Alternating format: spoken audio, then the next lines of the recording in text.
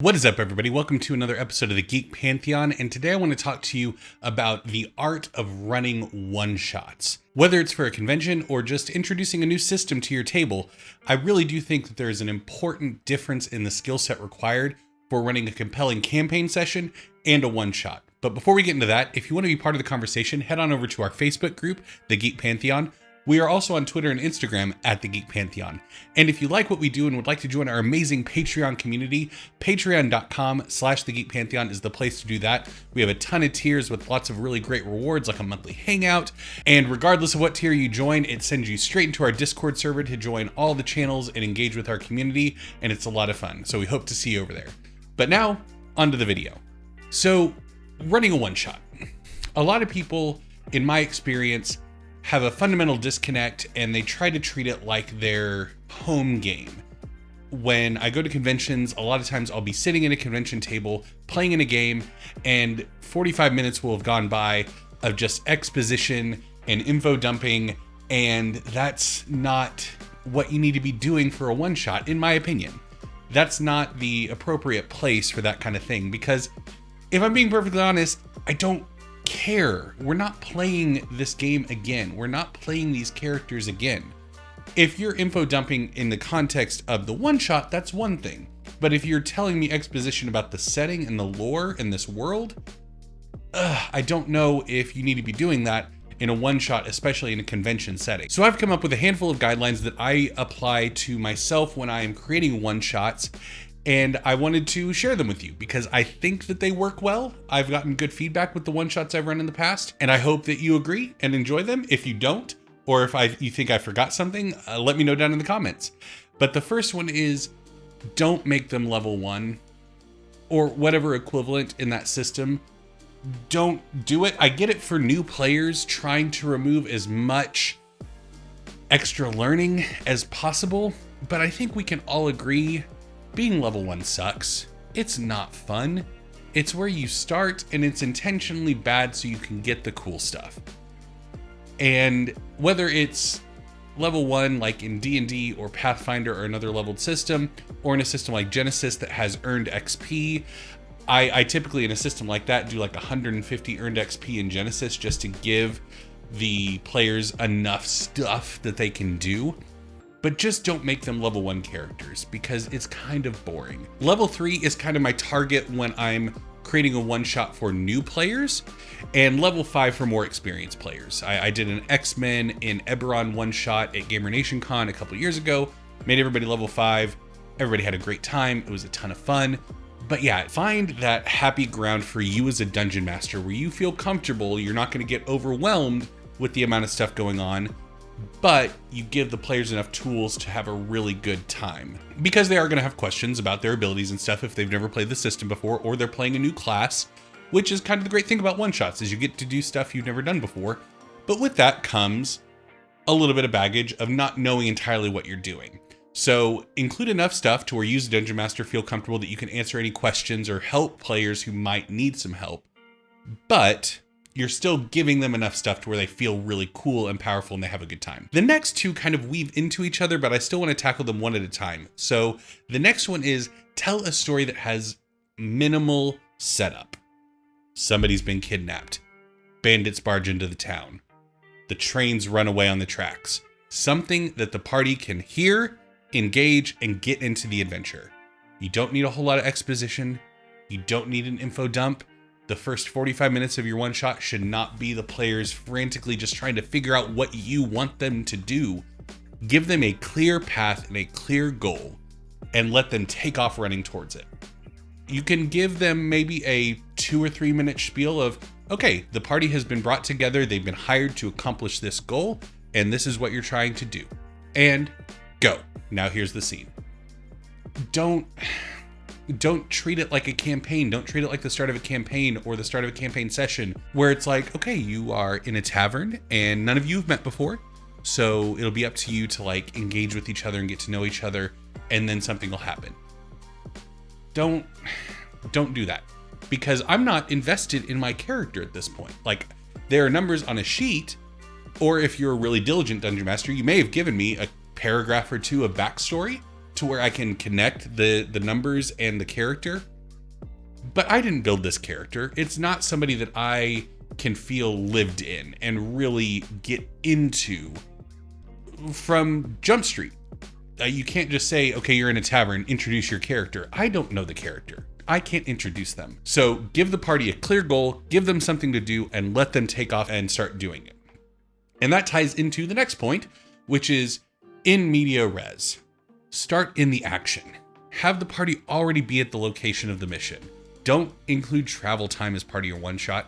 Or if you want to get really crazy with it, if you're running a D&D 5th edition one-shot and you took my earlier advice of making them level 3 or level 5, then they have a handful of hit dice hanging around. And so you could say, okay, you all are starting in the middle of a fight. This fight's been going on for a little bit, so I need everybody to grab a hit die for me. Okay, now go and roll it. Take that amount of damage to show that you're in the middle of this scrap. So the party doesn't start with full hit points, they're going at it. And let the story unfold from there. Let them just start in the middle of the action. Don't make them work for it, because that's the fun of a one-shot, is you're in it, you're doing it, you're going. The next guideline that I hold myself to when running a one-shot is to keep it moving. Nothing kills the fun of a one-shot like standing around for 45 minutes making perception checks desperately trying to find a secret door. This isn't a campaign. These players are going to play the characters one time and never again. If it's a home one-shot, maybe everybody will have such a good time that they'll want to continue. But don't go into the one-shot with that assumption of like, oh, I told them it's a one-shot, but this is actually session 1 of a campaign. Don't do that. If you want to flesh out the world or have interesting things, tie it to magic items. Like, oh yeah, you found this really cool +1 sword. It belongs to these ancient elves that these are their ruins and they used to cover the whole continent, but now their people are dying off. Oh, interesting. Cool. And we move on. Don't keep it bogged down. Keep it moving, keep it snappy, keep it rolling. Now, when I'm writing out a one-shot, I typically lean heavily on the 3-act structure. I try to think of things in 3 chunks that I have to build out.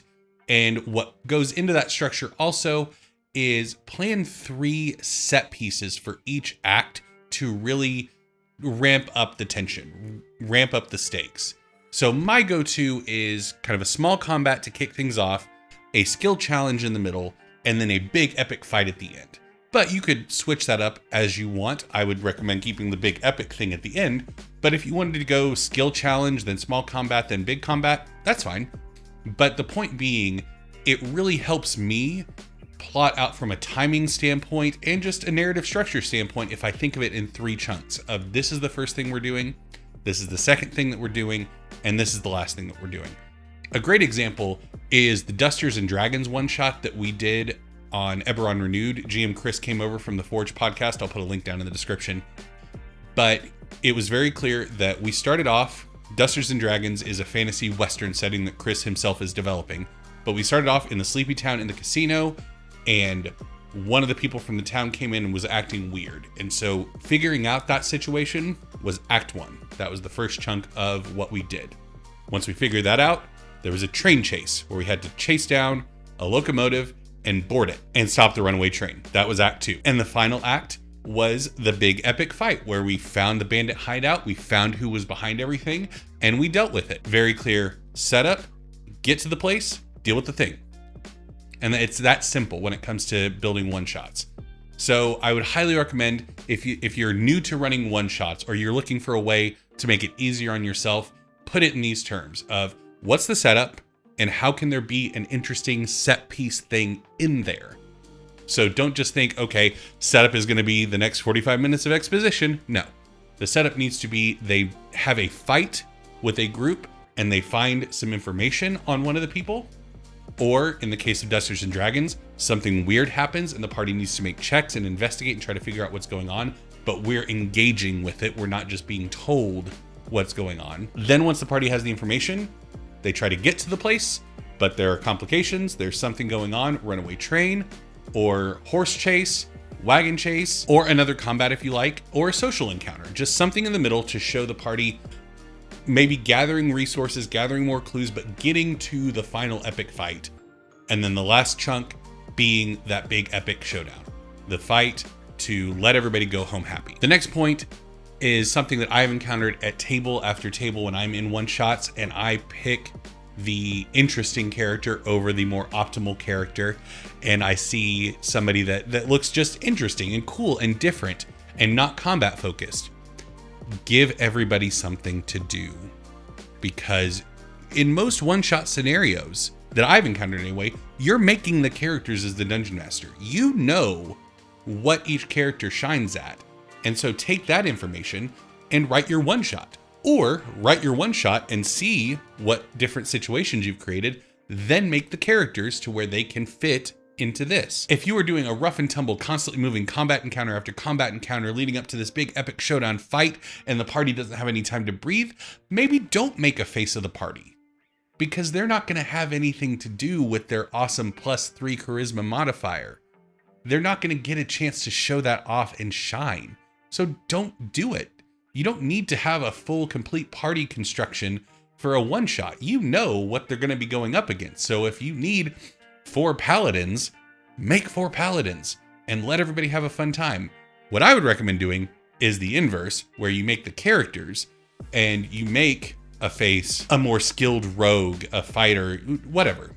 Make your characters and then write your adventure around where those characters shine, so that everybody has a chance to shine in the adventure, but it's a diverse skill set. Not everybody's having to play 4 paladins. My next to last point, don't sweat the small stuff. Please. Once again, this is a one-shot, one-time deal. Now more than ever, you should be willing to be the DM that says yes. Let the party go nuts, because they're not going to feel attached to these characters, and they're going to be more inclined to do interesting things because they're not worried about holding on to these characters for the next 20, 30, 40 sessions as you do a big epic campaign. At least when I'm in one-shots, I'm much more inclined to do the bold, daring, interesting thing, and if the DM is constantly shutting me down, I'm just going to get quiet, I'm going to roll my dice, I'm going to say whether I hit or miss, and I won't have as good of a time. But if I'm trying to cut chandeliers down and slide down railings and all kinds of crazy stuff, and the DM is with me and letting me make checks and letting me do that and letting me fail at that, then it's really fun and interesting. My favorite one-shot experience, hands down, was a one-shot where most of the party died in the end, because the GM let us make mistakes, let us do things that we all knew in the moment were mistakes and were things that were not the optimal choice, but it fit with the tone of the characters and the tone of the adventure she had written, and it was a blast. It was great. It was wonderful. We still talk about it to this day. So be willing to be the DM that doesn't sweat the small stuff. And if you are doing this at your home, and by the end, everybody's so invested and loves the characters and loves the adventure you ran, they're like, we want to keep doing this. We want to do a session too. Then you can give them the heads up and be like, okay, yeah, absolutely. But just so you know, when I'm running one-shots, I'm a little bit more fast and loose with the rules. If we want to turn this into a campaign, I'm totally for it. This was a blast. But just make sure your expectations are set that I'm not going to be as loosey-goosey with the rules as I was tonight moving forward. And hopefully they'll be like, oh yeah, totally, okay. And you can move on from there. And lastly, I can't tell you how many one-shots I both ran and been at the table for as a player that I haven't followed this final guideline. And it's always just a bummer, is when you look at your watch or you look at your phone and you realize, oh, 4 hours is up, which is typically for con games the time limit. It's like, oh, okay, well, we'll call it there. I hope you all had fun. It's like, okay, I guess we're done then. Or you just have an ending that's like, okay, and that was the adventure. Hope you had a good time. Make it epic at the end. Have something interesting happen. In addition to the fight being really epic and fun and cool, have something at the very end that will get the players excited and make it a memorable session. There are 2 great examples on our very own podcast feed for Eberron Renewed. In the Dusters and Dragons one-shot that Chris ran for us, there was a great teaser ending to where maybe we'll do another one-shot with these same characters and we can continue the story at another time. Maybe. But if not, it was a satisfying story on its own, and there was a cool, creepy, what happens next vibe. Or the Kids on Bikes one-shot that Jeff ran for us, where it had a very satisfying ending. Jeff took the time to craft a epilogue for us, where once the adventure was over, took another 3 to 5 minutes and was like, okay, here's where everyone ended up. Here is the repercussions of your actions, and here's why everything worked out okay, because you all did so well in the adventure. Either of those options are great, and they're fun and they're satisfying as a player to sit there and either know, oh, we were part of something bigger, or we did it and we did it well. Good job. So let me know what you think. Do you have any guidelines for planning and running one-shots that I missed? Drop them down in the comments below. I would love to hear what you all do when you are coming up with one-shots for either your home game or conventions, and how that differs. Do you have different processes for when you're doing a home one-shot or a convention one-shot? I'd love to know. So let me know down in the comments, or you can head on over to Facebook, Instagram, or Twitter at The Geek Pantheon and let me know there. And if you like this video, please be sure to like it. It helps the channel out so much. And be sure to subscribe to the channel. That also helps out quite a bit. And if you want to join in meaningful conversation with myself and the other hosts on the podcast, head on over to patreon.com/thegeekpantheon, join one of the awesome tiers, hop into our Discord, and we can't wait to see you there. And that's it. That's the video. I will see you next time.